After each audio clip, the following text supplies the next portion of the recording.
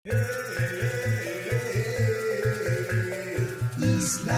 maganda, koy-koy kami bumabati, mga magiliw na batang munti. Simple lang ang buhay, masaya't makulay, halina sa aming isla, isla maganda. Dito kami ay tulong-tulong sa isa't isa, sa gaan o hirap, sama-sama sa laro't pag-aaral, mga awit at sayaw. Halina sa aming isla maganda. Dito sa aming mundong makulay at masaya, dito sa aming isla maganda. Dito sa aming mundong makulay at masaya, dito sa aming isla maganda. Halina sa isla maganda.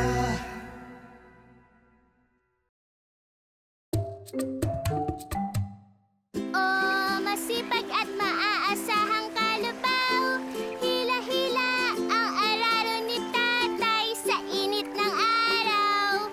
Binihag mo ang puso ko, di ko alam kung paano, at hindi na tayo maglalayo.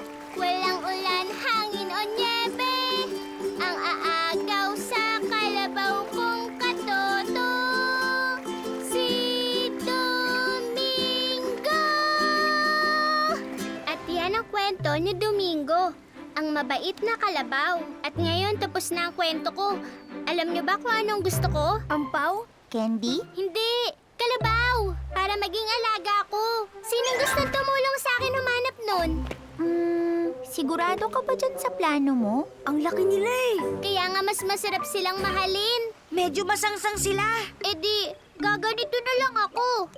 Tsaka, Jack, sasabihin ng nanay mo. Hindi pwede. Ay, basta gusto ko ng alaga. Tignan nyo. May tuko! Aalagaan ko siya at mamahalin ko habang buhay. At papangalanan kitang Domingo. Kaya ng paborito kong kalabaw. Maliit siya at makapit. Kung magmahal ay malagkit. Kaya si Domingo ang tuko. Ang alaga kong panalo. Alagang tuko? Hindi ko kailanman maiisip yon. Pero ang galing ng naisip niya. Maya! Maya! Kumusta, Paco? Kinakamusta ka rin ni Domingo? Magandang araw, Maya. Kumusta, Domingo? May kasama akong gusto kong makilala nyo. Eto, siya si Dingdong. May alaga ka rin tuko? Oo, ang gara niya, hindi ba? Pero iba pa rin si Domingo. Bakit mo nasabi yun? Meron ka bang kantang ginawa para sa kanya? Wala nga siguro. Pero baka hindi naman niya gusto ng kanta. Uy, Dingdong, gusto mo ba ng kanta? Anong nangyari kay Domingo? Ano nangyari kay Dingdong? Sigurado kong yan si Dingdong. Sigurado kung yan si Domingo. Hindi, ayun si Domingo. Nandun sa damuhan. Kailangan ng paraan para maiba ko si Domingo sa ibang tuko na walang masyadong dating. Hindi naman sila saktong-sakto ng kulay. Ang sayo, berde. Ang sakin, mas matingkad ng konti ang pagka-berde. Sayo, may maliit na tuldok na pula. Samantalang sa akin, may pulang tuldok din na mas malaki lang ng konti. Pero maliit pa rin naman talaga. Kailangan ko na nakikita ang pagkakaiba kahit sa malayo. At may naisip na ako. Pipintahan ko na lang si Domingo ng maganda at matingkad na kulay. Gaya nung makintab na lalagyan ng susi na hugis tuko na binigay sa akin ni Mama. Pag pinintahan ko siya ng matingkad na kulay, madali ko siya makikita kahit saan. Kaya maiingatan ko siya. Baka hindi magandang ideya ang pagpintura sa hayop, Maya. Baka magkasakit sila dahil doon. Oo nga, wag. Hindi magandang ideya. Hindi ko gagawin yun. E paano natin sila mapag-iibang dalawa? Alam ko na! Kung gawan ko na lang kaya si Domingo ng kapa na gawa sa makintab na palara. Kung gusto mong gawan kita ng Domingo, huwag ka magsalita. Oh, gusto niya! Kukuha lang ako ng palara, Domingo. Domingo? Saan ka na kaya nagpunta? Domingo! Domingo! Aha! Diyan ka lang pala pumunta. Naku po! Hindi na kita makita dyan. Sandali lang. Nakita niyo ba kung saan nagpunta si Domingo? Maya, na umalis si Domingo at wala man lang kahit isang pumansin? Hindi! Isang agilang lawin! Ayun oh!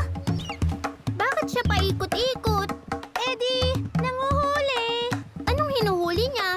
Hindi mo gugustuhin malaman. Ang totoo gusto ko. Mga tuko. Pako, narinig mo ba? May agilang lawin na umaaligid sa taas at nanguhuli ito ng tuko. Alam ko! Kaya nga papasok muna kami sa loob ni Dingdong para ligtas siya. Tara na, Dingdong! Naku po, nasa labas pa si Domingo at nag-iisa lang siya. Kailangan natin siyang hanapin at iligtas. At kailangan niyo rin akong tulungan. Halina kayo! Domingo! Hindi, wala siya rito. Domingo! Wala rito. Domingo!